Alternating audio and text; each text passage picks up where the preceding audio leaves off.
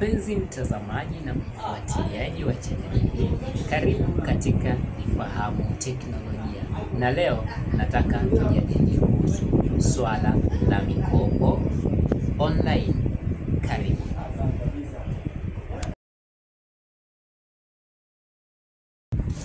Leo nataka kuzungumzia mikopo ya online. Wengi mnakutana nayo humu online, hususani kwenye YouTube, Facebook. Mikopo ya online ina faida na madhara yake pia.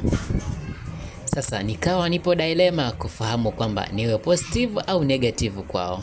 Na hatimaye nimeamua kuwa negative kwao ili kukupa faida wewe. Na pia nimechagua negative kwa sababu wao wanatumia uongo mwingi kutushawishi, na sisi tunajikuta tunakubali bila hata kusoma vigezo na masharti yao. Na hiyo ni kawaida ya watu wanaochukua mikopo hawapo na shida. Sasa baada ya kuchukua ndo utajua ubaya wa mikopo yao.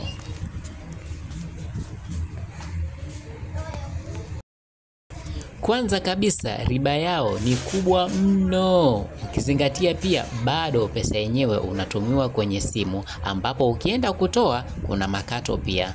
Lakini na kuongezea hii kwamba hata pindi unapotaka kulipa pia kuna makato ya ada.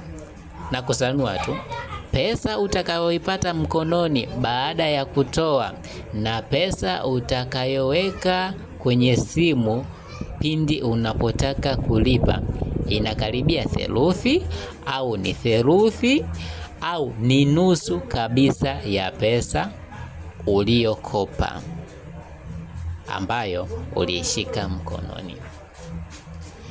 Nakupa mifano miwili ya aina za mikopo yenyewe inavyotolewa.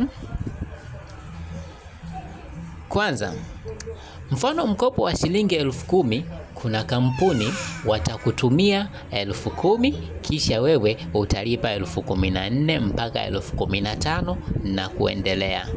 Pili, mfano mkopo wa shilingi 10,000, kuna kampuni itakutumia 6,500 mpaka 800 kisha wewe utalipa 10,000 kamili. Na hapo bado sijaweka gharama za kulipa na gharama za makato za wewe kutoa.